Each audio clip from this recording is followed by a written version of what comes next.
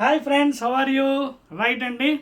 So మన series of program 10th class state సిలబస్లో we are in the last chapter అండి, magnetic effects of electric current, and that to in part 2. Part 1 already we done up to I think 45 minutes ఎంత అయిందండి first video.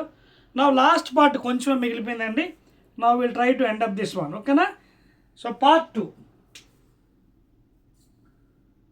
2 of magnetic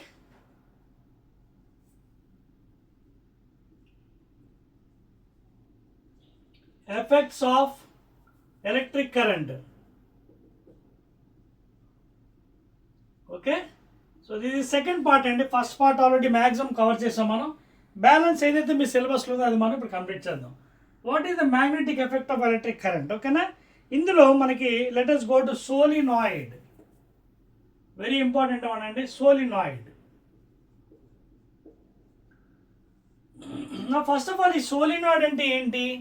right, solid అంటే ఏం లేదండి, ఒక cylindrical structure లేదా చూడండి, ఒక సిలిండ్రికల్ స్ట్రక్చర్లో దీనిపైన కాపర్ వైర్ వూండ్ చేసి ఉంటుందండి. Copper wire like this. These are number of turns, ఓకేనా? And this is the horizontal axis. తర్వాత ఈ వైర్కి they will be correcting some battery please, ఓకేనా? Plus minus followed by a plug key, ఓకేనా? And remaining part is connected in this fashion, connecting wire, ఓకేనా? So this is how the connection అండి. So this is the direction of current going like this, ఓకేనా? Going like this in this fashion, okay, and coming like this again, okay na? So this is circuit diagram. అయితే ఒక solenoid లో ఏం జరుగుతుంది? Copper wire is wound on the cylinder, okay? Wound on the cylinder. This is the horizontal axis and these are the number of turns, okay? Number of turns. N is the number of turns. Details will be studying in intermediate. అర్థం note చేసుకోండి please. దీని details ఇంటర్మీడియట్లో మళ్ళీ మనం చదువుకోవచ్చు, formula etcetera. But ఇక్కడ 10th అంత syllabus లేదు కాబట్టి నా this one will behaves as a magnet north and south. చూడండి, from north to south already property చెప్పాను కదా. Magnetic lines of force always start from north and ends with south. Please watch it carefully. Externally, internal అయితే south నుంచి నార్త్కి వెళ్తుంది. అది కూడా ఇంటర్మీడియట్లో మ్యాగ్నెటిక్ డైపోల్లో చదువుతారు మీరు. So this behaves as a magnet. This is the basic structure. అర్థమవుతుందా? So the main purpose of solenoid is to magnetise a soft iron. For example ఇది అనుకోండి, ఓకేనా? సపోజ్ దీంట్లో ఒక సాఫ్ట్ ఐరన్ సిలిండర్ పెట్టాం అనుకోండి. If you place a soft iron cylinder, please. Soft iron cylinder. Okay, this is a solenoid. This is a solenoid. Okay, na? Suppose current coming like this, going, coming, going, coming. Okay, na? Vastu level tundi. These are number of turns, please. So ఎప్పుడైతే మీరు soft iron ని లోపల పెడితే it becomes magnetized. And finally it becomes electromagnetic.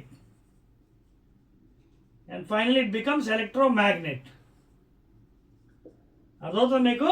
So like this electromagnets are prepared. ఒక soft iron సిలిండర్ని సోలినాయిడ్లో place చేస్తే it is magnetised. చూసారు కదా, నార్త్ నుంచి south magnetic field lines, okay? It behaves like a magnet and finally it becomes a electromagnet.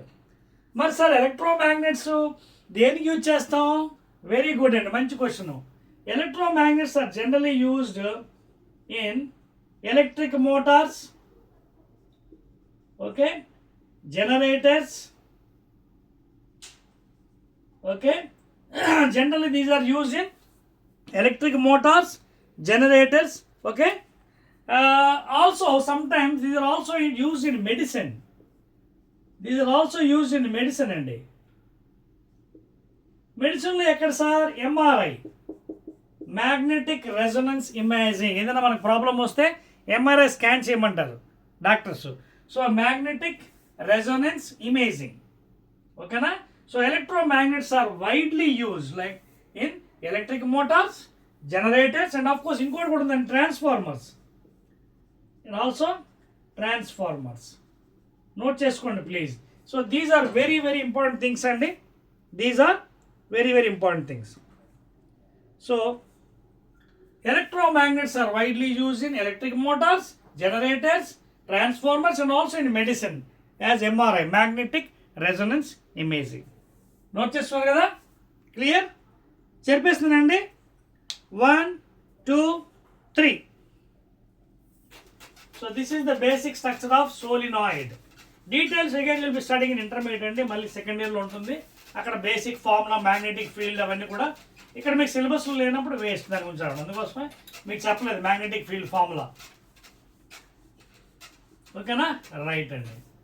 Now after learning about solenoid and basic structure and electromagnets which are use in electric motor, generator. Electric motor అంటే తెలుసు కదా, ఇంట్లో use చేస్తుంటాం. Pump set కింద నుంచి వాటర్ని పైకి ఎక్కిస్తాం. అంటే electric energy is connected into mechanical energy. అలాగే జనరేటర్స్, కరెంట్ లేనప్పుడు జనరేటర్స్ వాడతాం. అంటే mechanical energy is connected electrical energy, ఓకేనా. అలాగే ట్రాన్స్ఫార్మర్లు యూజ్ చేస్తారు, step up step down transformer. Next item force acting. Force acting please. Okay, force acting on a current carrying conductor placed in magnetic field, strong magnetic field please, okay na. Force acting on a current carrying conductor placed in a strong magnetic field please, ఓకేనా. ఇవన్నీ కూడా మీకు ల్యాబ్లో experiment చేపిస్తానండి, ఓకేనా. ఇలాంటి magnets for example you can take radially cut magnets or straight. North pole these are radially cut, ఇలా వంకరగా కట్ చేస్తారు అనమాట. లేదా స్ట్రైట్ కూడా యూజ్ చేయొచ్చు, ఎందుకంటే ఫీల్డ్ మనకి డైరెక్షన్ క్లియర్గా వెళ్తుంది అన్నమాట. ఫీల్డ్ చూడండి, ఫీల్డ్ ఇచ్చేసి రేడియల్ అయితే నార్త్ టు సౌత్, ఓకేనా. తర్వాత ఇక్కడ ఇంకో ఇంపార్టెంట్ చెప్పాలండి. దీన్ని తెలుసుకునే ముందు మనకి 2 రూల్స్ కూడా తెలిసేసుకుంది ఇక్కడ ప్యారల్. ఏంటంటే అది ఇక్కడ చెప్పేస్తాను చూడండి. Fleming's scientist, Fleming's left hand rule, దీన్నే ఎఫ్ఎల్ఆర్. ఇంకోటి Fleming's right hand rule, scientist అండి. ఫ్లెమింగ్స్ రైట్ హ్యాండ్ రూల్, దీనే FRR. Fleming's left hand rule, right hand rule తెలిసిందా? దీంట్లో వెళ్దాం. ఇప్పుడే చెప్పేస్తాను చూడండి. ఏం లేదండి చూడండి, ఇది మీ లెఫ్ట్ హ్యాండ్ కదా. Stretch your left hand 3 fingers, middle finger, 4 finger and thumb finger in such a fashion that 3 of them are perpendicular to each other. అప్పుడు ఏమవుతుంది చూడండి. చూడండి 4 finger, ఓకేనా. అలాగే మిడిల్ ఫింగర్, ఓకేనా, middle finger and of course thumb finger, okay, thumb finger. ఎలా ఉన్నాయి 3ని perpendicular, ఓకేనా. సో లేదంటే సింపుల్గా మామూలు డ్రా చేసుకోండి, ఇది రాకపోతే గీతల్లా చేసుకోండి best, that will better if otherwise, ఓకేనా. ఇదిగోండి, ఇది 4 finger, 4 finger, మిడిల్ ఫింగర్, తర్వాత ఇది థంబ్ ఫింగర్, థంబ్ ఫింగర్. ఇది లెఫ్ట్ హ్యాండ్. అలాగే రైట్ హ్యాండ్ కూడా చూడండి. రైట్ హ్యాండ్ అంటే ఇదిగోండి, ఇది కుడి చేయ. ఇక్కడ కూడా ఇది stretch your 3 fingers, middle finger, 4 finger, thumb finger. ఇదిగోండి 4 finger, middle finger, thumb finger. Fleming's ఇది right hand rule. 4 finger, 4 finger, middle finger, thumb finger, అర్థమైందా? ఇప్పుడు దీనికి దీని డిఫరెన్స్ ఏంటి? కామన్ అన్ని ఏంటంటే మిడిల్ ఫింగర్ ఇది common.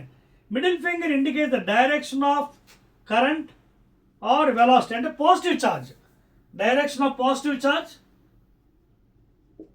Are velocity. Four finger indicate the direction of magnetic field. Thumb finger indicates direction of magnetic force. అర్థమవుతుందా? Same thing ఇక్కడ కూడా అంతే. Middle finger direction of current positive charge or velocity, that is motion of the conductor. Motion ఏ డైరెక్షన్లో వెళ్తుంది, velocity అంటే motion. Four finger again magnetic field, thumb finger magnetic force అనమాట. అర్థమవుతుంది మీకు పాయింట్స్? నోట్ చేసుకోండి ప్లీజ్, నోట్ చేయండి please. Right. మరి సార్ ఇవి నేర్చుకున్నాం, మాకేంటి యూజ్? లెఫ్ట్ హ్యాండ్ రూల్ నేర్చుకున్నాం, రైట్ హ్యాండ్ రూల్ నేర్చుకున్నాం, రెండు కామన్గా ఉన్నాయి. మరి ఇది ఎక్కడ యూజ్ చేయాలి, ఇది ఎక్కడ యూజ్ చేయాలి? వినండి. See left hand rule use depending upon the direction of magnetic field. చూడండి, సపోజ్ ఇప్పుడు ఇదే తీసుకోండి, ఇక్కడ నార్త్ పోల్ నుంచి సౌత్ పోల్ వెళ్తుంది కాబట్టి ఏ రూల్ యూజ్ చేస్తాం? రైట్ హ్యాండ్ రూల్ అవ్వదు. ఓకేనా? You can use left hand rule. So జనరల్గా ఎలక్ట్రిక్ మోటార్స్లో, జనరేటర్స్లో left hand rule, right hand rules are widely used. ఎందుకంటే depend upon the direction of this thing. So ఇప్పుడు ఇక్కడే చూడండి, ఒక ఫాస్ఫర్ బ్రాంజ్ వైర్ సాయంతో ఒక రెక్టాంగులర్ కాయిన్ని మధ్యలో ఇలాగా ప్లేస్ చేస్తారు. ఓకేనా? దీనికి వైర్ కనెక్షన్ అది పెడతాం. సో ఇది డైరెక్షన్ ఆఫ్ కరెంట్ అండి. ఇలా వచ్చి ఇలా వెళ్ళి ఇలా వెళ్ళి, this is the direction current. Okay, you can see the direction. Okay, in this fashion it is going. అయితే ఇది ఒక వైర్ అండి, phosphor bronze wire. Phosphorus and bronze made up of, ఓకేనా, ఫాస్ఫర్ బ్రాంజ్ వైర్. ఈ వైర్ సాయంతో suspend చేస్తాం magnetic ఫీల్డ్లో, strong magnetic ఫీల్డ్లో. అప్పుడు దీని మీద కొంత ఫోర్స్ యాక్ట్ అవుతుంది, అంటే కపుల్ ఉంటుంది, టార్క్ యాక్ట్ అవుతుంది. సో ఆ ఫోర్స్ ఇంటర్మీడియట్లో మీకు డెరివేషన్ ఉందండి, బిల్ సైన్ థీటా అని. కానీ ఇప్పుడు ఏంటంటే డైరెక్ట్గా ఆ ఫోర్స్ ఎలా పనిచేస్తుంది మాత్రమే సిలబస్లో చెప్తాం. ఇంటర్లో అయితే ఆ టార్క్ ఫార్ములా డెరివేషన్ అవన్నీ ఉంటాయి.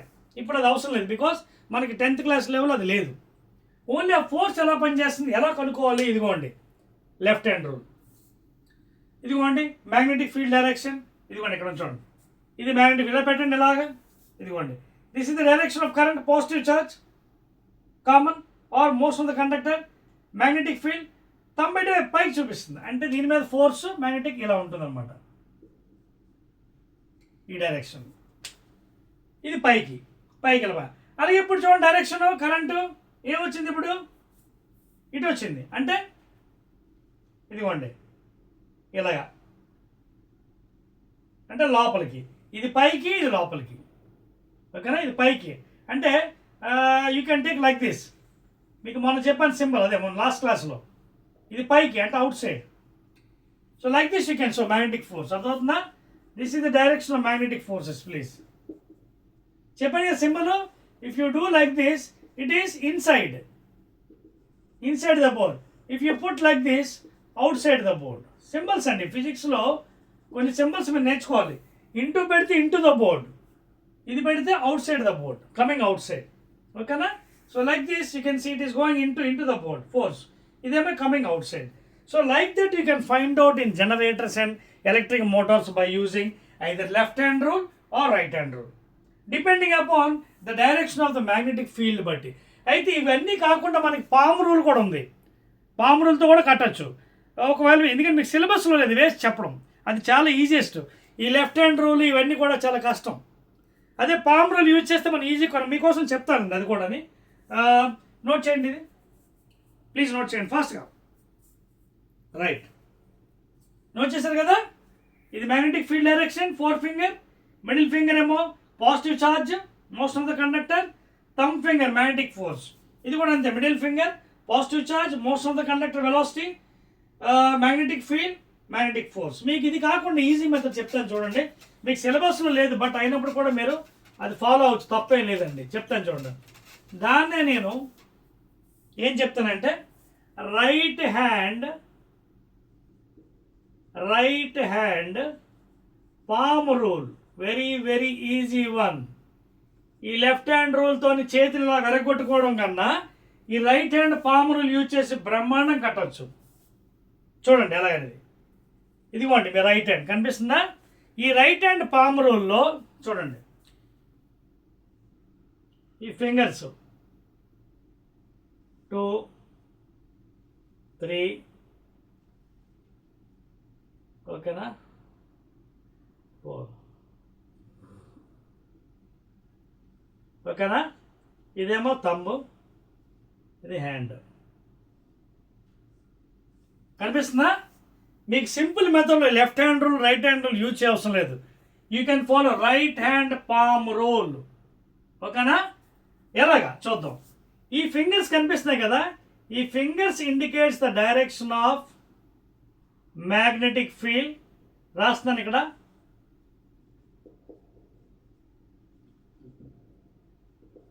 ఫింగర్స్ ఉన్నాయి కదా, ఈ fingers 4 finger indicates the direction of magnetic field. ఇటు కానీ థంబ్ ఓకేనా. Thumb indicates the positive charge direction or the motion, and this palm indicates the magnetic force direction. Please, very easy. మీకు కట్టి చూపిస్తాను ఇప్పుడు చూడండి. magnetic force direction. So this is right hand palm rule. Very dead easy. Finger indicates thumb finger positive charge direction or velocity. Okay, fingers indicates 4 fingers magnetic field, and palm indicate. Palm అంటే ఇదే అండి, ఇది కాదు, ఇది మంట, ఇది palm. ఓకేనా? Palm కనిపిస్తుంది, this one. So that this indicates the magnetic force. చాలా ఈజీగా మనం కష్టపడకుండా రైట్ హ్యాండ్ యూజ్ చేసి కనుక్కోవచ్చు. అదవుతుందా? సో ఇప్పుడు ఎక్కడైనా ఇప్పుడు ఉదాహరణకి ఇదే ఉంది మ్యాగ్నెటిక్ ఫీల్డ్. చూడండి, ఇది మన మ్యాగ్నెటిక్ ఫీల్డ్ ఈ డైరెక్షన్లో. So put your fingers like this. ఎలా ఉంది డైరెక్షన్ మ్యాగ్నెటిక్ ఫీల్డ్? కరెంట్ ఎటువైపు ఉంది? పైకి వెళ్తుంది. చూడండి, ఇదిగో పైకి వెళ్తుంది. చూడండి ఇక్కడ ఇలా పెట్టండి, పైకి. ఇదిగో థంబ్. సో మ్యాగ్నెటిక్ ఫోర్స్ ఎక్కడ ఉంటుంది? ఇదిగో లోపలికి, ఇన్సైడ్. ఇదిగోండి ఇన్సైడ్. కరెక్ట్. ఓకేనా? మరి ఇక్కడ చూడండి మ్యాగ్నెటిక్ ఫీల్డ్, చూడండి లోపలికి, కరెంట్ కిందకి. చూడండి ఒకసారి నా రైట్ హ్యాండ్ చూడండి, చూసారా? Put your fingers along the direction of magnetic field. Current ఎటు వైపు ఉంది? కింద కొంచెం చూడండి, ఇదిగో థంబ్ డైరెక్షన్. ఈ పామ్ ఎటు వైపు ఉందో? మీ వైపు, కెమెరా వైపు. ఇదిగోండి మీ వైపు, అంటే force is coming outside. సరిపోయిందా? కరెక్ట్. ఎంత సింపుల్గా ఉంది. So like this right hand palm rule use చేసి you can find any directions, magnetic force, positive charge or direction of the motion and magnetic field అండి. You need not use left hand rule right hand use చేయవసరం, ఎందుకంటే కొంచెం ఇబ్బంది ఉంటుంది left hand rule right hand. Palm rule use చేసుకుని easy కట్టొచ్చు. ఈ palm indicates the magnetic force. 4 fingers direction of field, magnetic field. Thumb indicates the magnetic positive charge direction or motion of the conductor. Clear? Right అండి. So ఈ విధంగా మనం magnetic ఫోర్స్ని కట్టొచ్చండి. Very easily you can calculate by using right hand palm rule. Even though 10th class సిలబస్లో లేదు, ఇంటర్మీడియట్లో ఉంది, but you can use it అండి. ప్రాబ్లం ఏ లేదు, దానివల్ల ఇబ్బంది లేదు. ఓకేనా? రైట్ అండి. So left hand rule right hand rule కూడా అయిపోయిందండి. Now let us go to the last topic in this one, that is domestic electric circuits.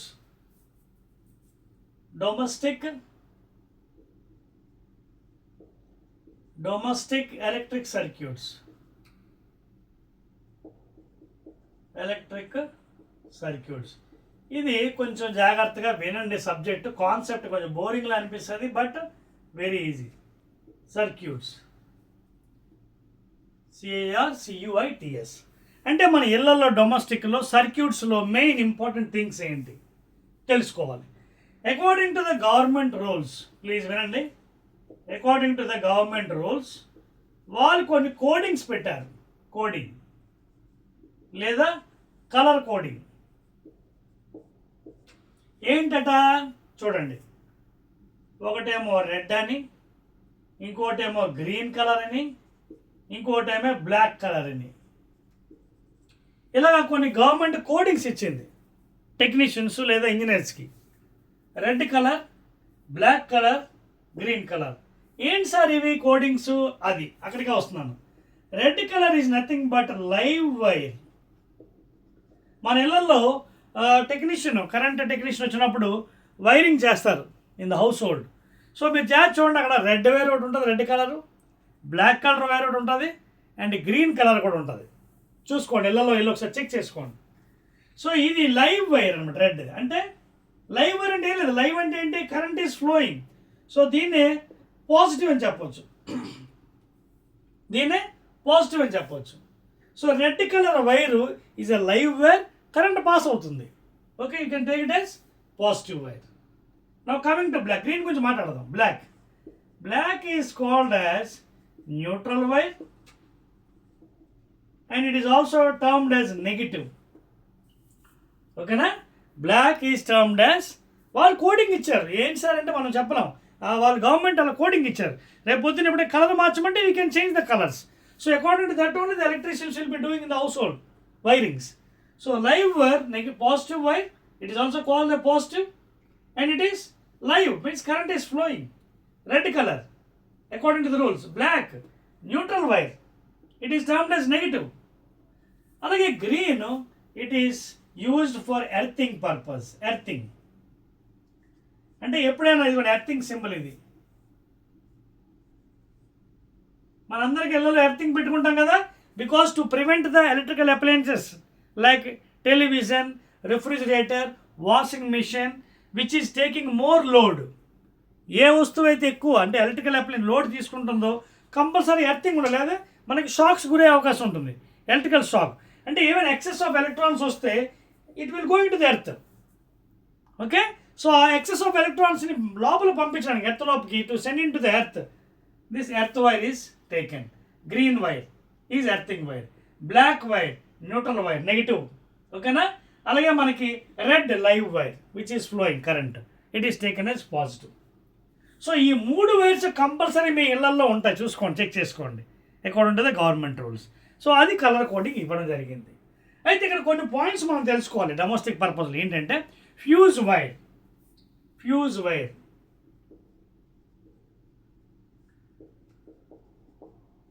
ఇది మరీ థిక్గా ఉండదండి, కొంచెం థిన్గానే చేస్తారు. ఎందుకంటే ఎప్పుడైనా మనకి ఓవర్లోడింగ్ అయినప్పుడు అది మెల్ట్ అయ్యి సర్క్యూట్ బ్రేక్ చేయడానికి కోసం థిన్గా ఉంటుంది అనమాట. ఓకేనా? ఆ వైర్ కొంచెం థిన్గా ఉంటుంది, థిక్గా ఉండదు. Please, it is only thin wire, not very thick. ఆ థిన్ చేయడానికి కారణం ఏంటంటే మెల్ట్ ఈజీగా అవ్వడానికి, సర్క్యూట్ ఈజీగా బ్రేక్ చేయడానికి ఎప్పుడైనా ఓవర్లోడింగ్ అయినప్పుడు. సో ఫ్యూజ్ వైర్ మరి చూడండి, బయట ఫ్యూజ్ ఉంటుందా?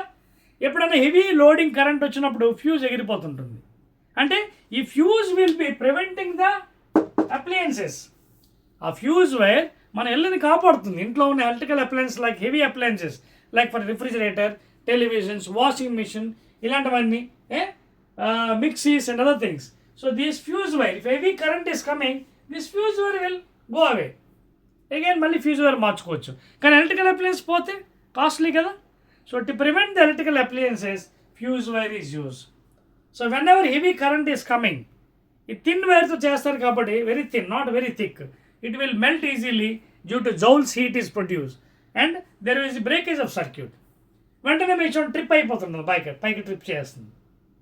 అదవుతుందా? ఇప్పుడు లేటెస్ట్ టెక్నాలజీ అవన్నీ వాడుతుంది అనమాట.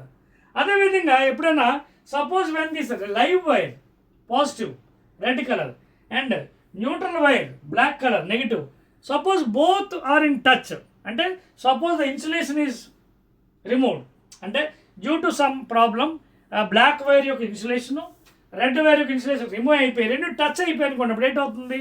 షార్ట్ సర్క్యూట్ అయిపోతుంది. So that is meant by short circuit. ఈ పాయింట్స్ అన్నీ మనం తెలుసుకోవాలండి.